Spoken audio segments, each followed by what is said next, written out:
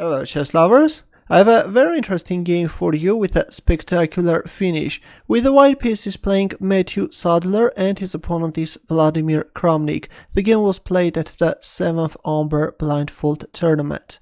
Matthew Sadler had white pieces and he started with e4, c5 by Kramnik, Sicilian defense, knight f3, knight c6, c3, e6, d4, d5, e takes d5, e takes d5. The game takes the shape of an exchange French. A variation which usually leads to boring and drawish positions, but let's have a look. Will the players manage to sharpen the game? Bishop b5, bishop d6, d takes c5, bishop takes c5. Black is now getting an isolated pawn on d5.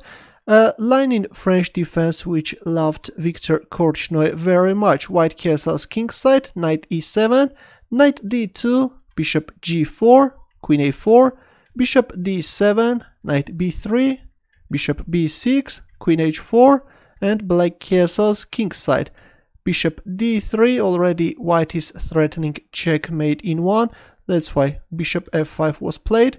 And we see the exchange of light square bishops on f5 square. Queen h5, g6, queen h3, rook e8. Black is gaining control over the e-file. Bishop d2. White is developing the last piece connecting the rooks. h5, rook d1, queen d6, knight h4.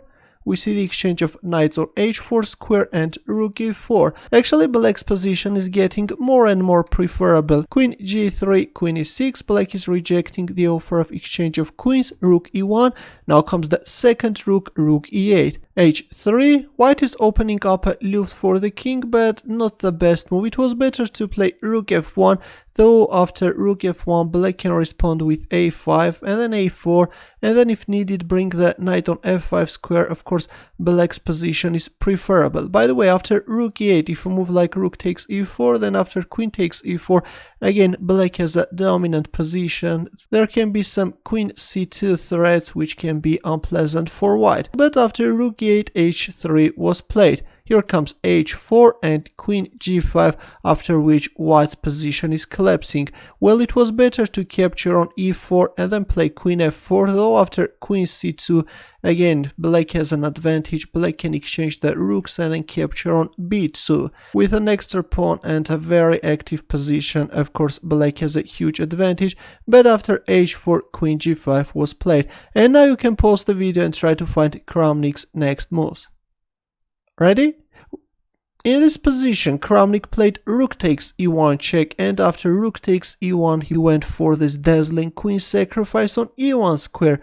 Bishop takes e1, rook takes e1 check, king h2, and bishop takes f2. For a sacrificed queen, black got a rook and a bishop. Already there are some nasty threats like bishop g3 check, forcing white to give away his queen.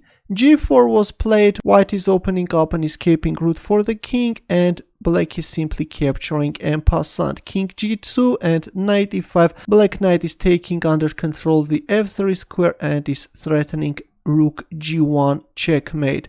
h4 was played. Rook g1 check, king h3, rook h1 check, king g2, rook h2 check, king f1 and g2 check.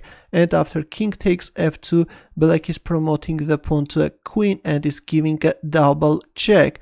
King takes g1, but here comes knight f3 check and white resigned. If king f1, then after winning the queen and rook takes b2, this is simply over. This is an easy win for black. A very beautiful final combination, I think. Let's not forget that Kramnik spotted all this in a blindfold game.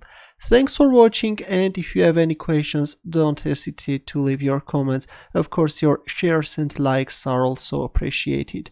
Good luck.